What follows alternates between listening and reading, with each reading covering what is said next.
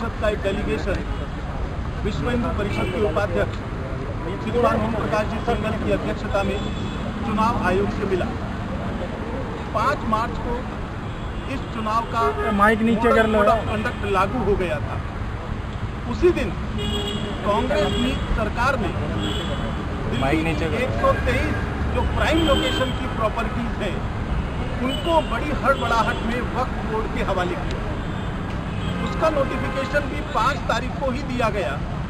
इसका मतलब बड़ा स्पष्ट है कि उन्होंने मॉडल कोड ऑफ कंडक्ट का वायलेशन किया है, जानबूझकर किया है।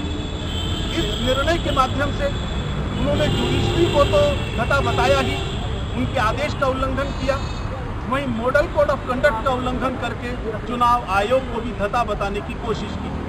इसलिए आज हमने चुनाव आयोग से अपील की है कि इस मॉडल कोड ऑफ कंडक्ट के उल्लंघन का ध्यान रखते हुए इस आदेश को निरस्त करें और कांग्रेस समेत वे सभी घटक दल जो इस सरकार में शामिल हैं उनके ऊपर उपयुक्त कार्यवाही की जाए।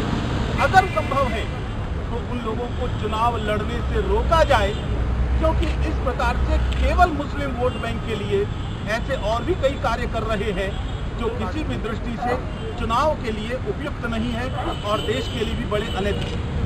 ये 123 संपत्तियां 1911 से 1915 के बीच में सरकार ने एक्वायर की थी। सारा प्रोसीजर पूरा किया गया था, लेकिन अचानक 1970 में वक्फ बोर्ड जागा और जागकर उन्होंने ये डिक्लेयर कर दिया कि ये प्रॉपर्टी हमारी है। केंद्र सरकार ने उस समय इसका विरोध किया और विरोध करते हुए साफ कहा कि ये प्रॉपर्टीज आपकी नहीं है, ये सरकार की है, ये देश की जनता की है।